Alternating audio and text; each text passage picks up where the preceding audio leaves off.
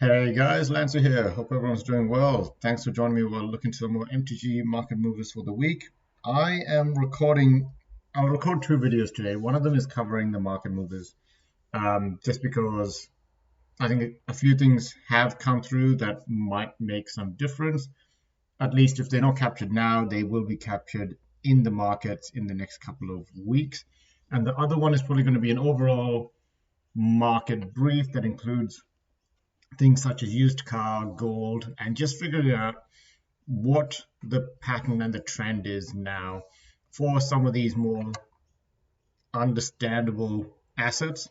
And then we'll move on to collectibles because truthfully, I personally think gold could be considered a collectible, except for the fact that you can always make more of it, but it is also something that is very understandable and makes a lot of sense in the world's economy. All right, so let's do the easy one first. Let's look at revised dual lands. See if they've changed much. It's only been 5 days now. Everyone knows that MTG 30th anniversary has spoiled the fact that they are printing proxy gold backed MTG cards that have 30th anniversary stamped on them.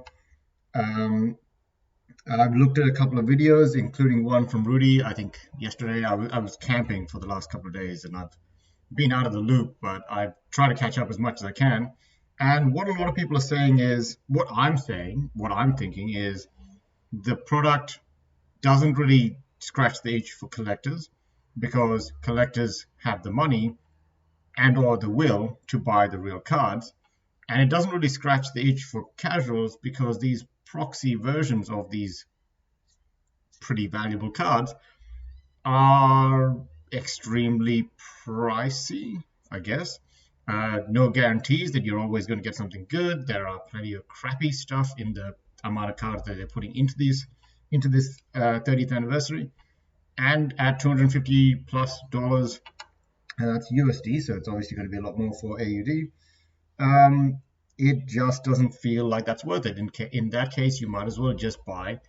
I mean, especially since 399 for Badlands is pretty expensive, but you can get a near mint Badlands for $412 guaranteed in your hands, near mint, old school. You can use it in tournaments if you feel like it. You can put it in your dual commander decks if you feel like it. You can double wrap it up and put it away for the next couple of months. And you know that they're not going to reprint these. At least as far as I can tell, they're not going to reprint these. The proxy ones are proxy cards. And as far as I can tell, they are very pricey proxies that Wizard Coast is officially launching. And they did the gold border collector stuff in the past. It's just weird that they're doing it in the same way, but priced at such a extreme level. But what Rudy's take on it was this is just the future for Wizard Coast. They have to achieve another 50% gain on whatever they achieved in the last 2 years. In the next year or two, good luck with that, with the economical conditions that we're running into. I think they're going to fail no matter what they do, and I actually think a lot of other companies are going to fail. That's not really on them. Truthfully, if the money printer was going in the next 2 years, yeah, I'm sure they can get the 50%, and I'm sure people will go crazy for these proxies as well. People start to take a step back and be a bit more critical about exactly what Wizard Coast is releasing and how much money they want to put in it, because there's just a lot of product, and even good stuff, when it's priced incorrectly in the market, will be noted and rejected. So Badlands near mint, $412 once again. Not bad, but the trend does seem to be very much stable as it is right now. And if we do see any future dip, that could be taken as the markets are now taking into account with the Coast new product. But if Rudy is right, the new product could actually produce more buyers of the old school cards because it's more people have access to it. No one looks at reserve list cards until they actually get their old school collectors, or they're interested in Commander but like actually willing to throw some money at it, or if they get a new set that's proxy dual lands and stuff, and then they're like, oh, I actually want to check out how these work in other scenarios. Maybe. I mean, if you're really going to get these, you might as well just proxy them if your group allows you to. Whether or not tabletop commander players allow them to use these cards. That's also another thing. Like, if you're going to go this far, then why not just go a step further and make your own sticker that says, buy on it. So tricky scenario. We'll have to see how it goes. Okay, the next one, bio. Taken a bit of a dip in the last couple of weeks, but stable as it is for right now. You can get a near mint for $469. Plateau, I think I called this out last time. It is very much slowly inching up, but a lightly played will set you back $351. Near mint for $418. Still a bit of a difference in that price. Savannah, no change in the last couple of weeks, but you can get a lightly played for $323. That actually sounds quite reasonable. Only 7 listings, but that actually sounds quite reasonable. Scrubland, same thing. I think the last couple of days have not changed last couple of weeks have not changed too much. Still sitting at 336 average, near mid for 419, lightly played for 352, moderate played for 326. All of these pretty decent. Lightly played for 575. All the MTG. Probably not worth it if you can get some for something a bit cheaper. Tropical Island. Did I not? Oh yeah, Tropical Island. I did open it up. It's obviously dropping, but Tropical Island, a bit of a dive since October 5th to October 8th, so the last 3 and a bit days. Tropical Island has taken a bit of a dive. You can get lightly played for $480. Is that not bad? That feels decent. A near mid for $558. Once again, feels kind of decent. Tundra is still dropping on TCG Player, but let's have a look at dropping on MTG stock, but let's have a look at TCG Player. Yeah, once again, October 5th, a bit of a drop, about nothing too crazy, probably 526 to 524. We're only noting it because it's on the 3-month scale.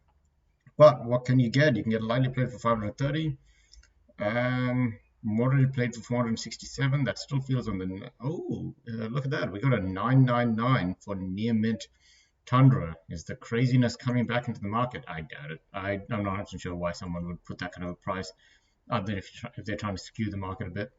Underground Sea, buy on TCG Play for $4.99. Yes, please.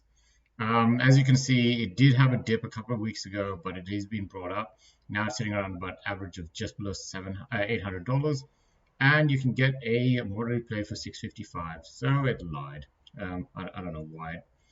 I don't know where it gets that number from. $499. It would be an amazing steal at this point. But near mid, $839. Feels a bit on the heavy side. Volcanic Island, the last one for us to check out. Let's have a look. Volcanic Island, massive jump up. $736 is the lowest peak. Flatlining at $755. A moderately played will set you back $707. Lightly played $811. So, what am I seeing from this? Hard to tell. It's been too soon. There's only been 3 days. Normally, these kinds of things do move pretty fast. Maybe the market's already digested something like this will happen. Maybe people already looked at Hasbro's request from the CEO saying they need a 50% boost on whatever they had in the last couple of weeks, and people thought that things needed to go a bit crazy for that. We'll have to see how it goes, but if the profits of the company get ahead of the collectors, then they could do some crazy stuff, and we'll be watching that closely. Okay, so next thing, let's have a look at MTG Goldfish and Standard. So Liliana the Veil dropping by 4% again. Now, this is interesting. I'm 100% sure that this will at some point impact the other Liliana the Veil, because it's a steady drop from about $52 to $36. But yeah, and this one, not too bad. Timeless Lotus, another 6% drop. Ledger Shredder, a 4% drop to now sit at $20.97. And Timeless Lotus, just in case I forget to mention it, is $23.38. Nothing here has dropped more than 10%, which is also important to note. Teferi, Who Slows the Sunset, has dropped by 7%, $10.59.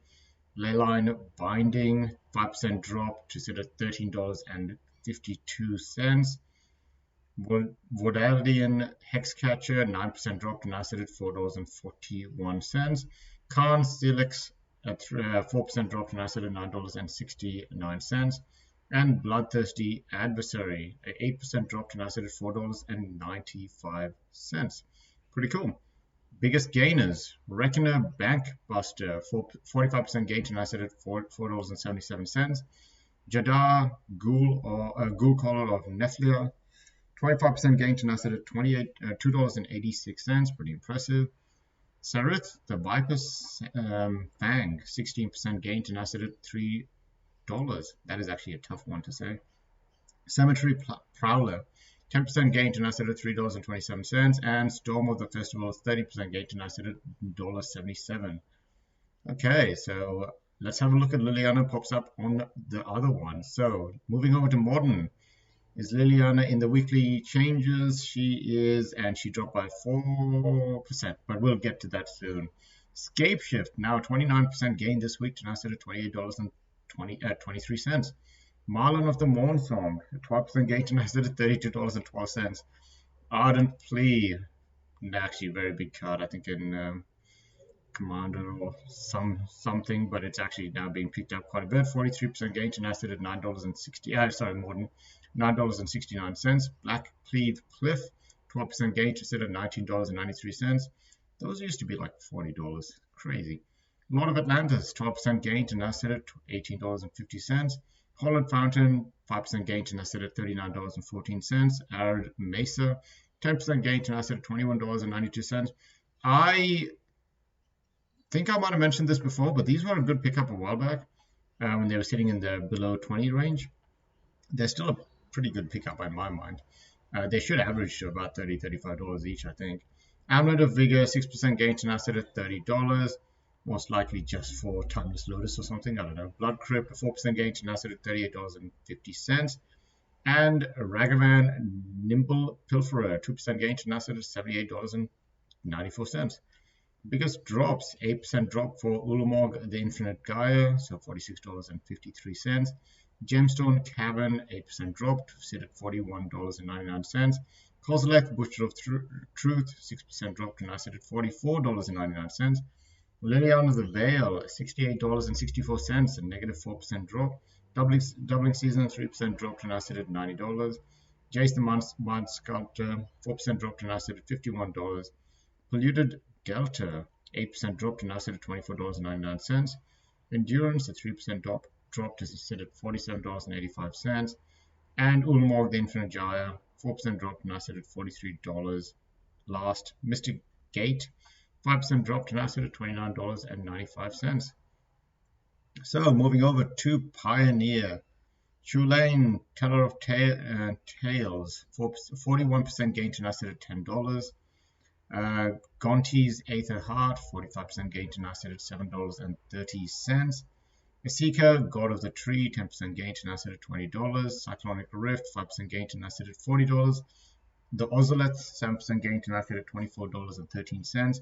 Legion Loyalist, 17% gain to Nasdaq at $9.78.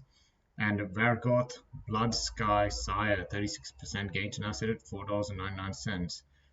Last, Rankle, Master of Pranks, 70% gain to Nasdaq at $6.29. I probably shouldn't have worried about too much about anything that gains more than 10%. That's usually market noise in most cases. Indomitable Creativity had a 7% gain.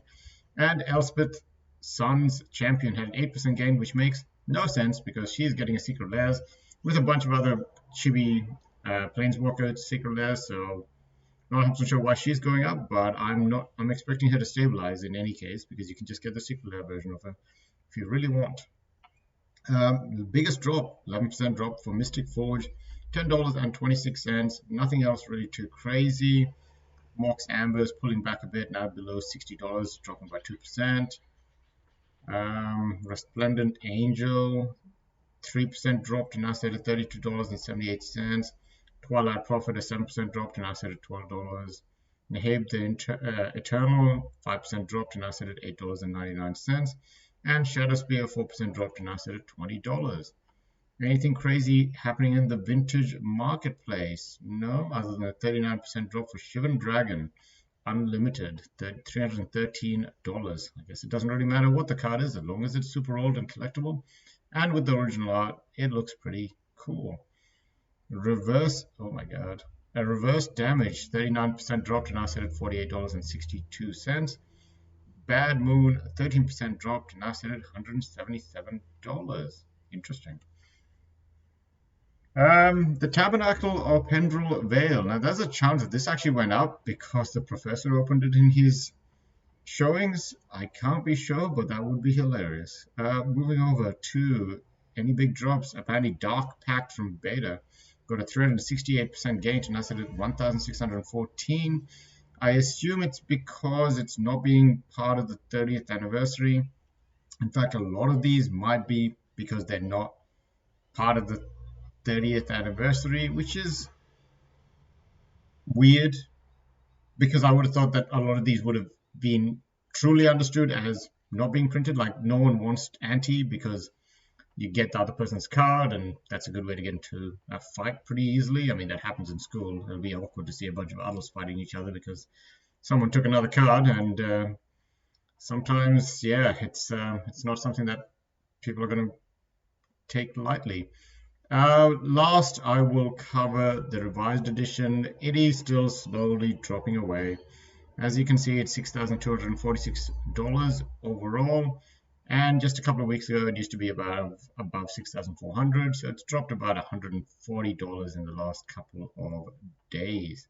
And let's not forget the peak was twice touched in February of 2021, 1st of February, pretty much when I started putting out MTG content, mainly because I was reviewing all of the revised reserve list cards. Truthfully, I've just gotten to the cheap ones. Once I started getting to the $10, $20, $30 cards, it felt like revising the trash cards didn't really make any difference. People thought they were amazing to begin with anyways. And it had another peak in March 2021 on the 23rd. So those two peaks were both at 8,652, I think, pretty much 8,621, close to what the peak would be considered. So looking at it overall, it's dropped by about 20 something percent. Weird, right? It is weird because you know what? I'm going to put this all in one video. Am I going too long? It's 17 minutes. I should be able to cover this in the next 3 minutes. If I look at gold and put it to the weekly, what do we notice? Well, we actually notice some weird stuff anyways. But the main thing is, if you look at this time right here, you got Monday, 10th of August, 2021, and then a bit of a drop until 24th of May, 2021, and then another peak for gold hitting almost $2,000 on March 14th, 2022. So gold is one of those weird ones where it literally had a double top over 2 years, and this is at the same time. If I could somehow put like revised edition here, you'd get a revised edition peak right here, and then another one here, and then it'll drop off by about 20%. The funny thing is, did the market predict that this was going to happen in some cases? Yeah, I mean, it had a double top, so you could be kind of baited in, but gold dropped by about 20% both times, and now it's doing really badly. So here's the thing, gold is a pretty good way to check what price movement is going to be like. And right now, at least as far as the weekly goes, the weekly close for gold is above the 200-day moving average, I think. It closed 1963, which is above the 200-day moving average, which is pretty bullish. I will admit it is pretty bullish. Now, what's going to make gold bullish is if they think the Federal Reserve is going to do something and revert, or at least pause, their current monetary policies of raising interest rates whenever they see something that looks a bit too aggressive in the markets, such as jobs and all that. Now, the jobs market in Friday, were pretty higher than expected. And on the other side, the CPI data is meant to come out later this month or next week sometime, and that's a big deal. If we get a lower CPI than the previous month, let's say -1, -2, there's a lot of people that might go a bit crazy about that, and the markets could go off again. So that is very important to remember. And markets, whatever they do, they provide money for people, disposable income. including people that have a lot of money to begin with. And when people with a lot of money get more money, they usually start throwing it around. So you can see a lot of things moving back up, especially the ones that can be bought very easily, like magic cards, etc. Because you can buy them and then they start shipping, and then the price stays at whatever you bought paid for it at the shipping times. So the next thing I want to do is just try to have a quick look at what's happening with used cars overall. As you can see, used cars, they are starting to drop very slowly. I think over the next couple of weeks and months, this trend should be easier to spot. As you can see, at least as far as the last 30 days goes, most have dropped on average about 1%. Now, they've risen in just the year over year by about 15%, 13%, 8%. So 1%, not that much. That includes houses and everything else like that as well. So what else are we going to see? And if this is going to be a trend, we're going to have to watch and see what happens over the next couple of weeks. Anyways, guys, thanks for listening. Thanks for watching. And if you like, please like and subscribe. And talk to you guys next time. See ya.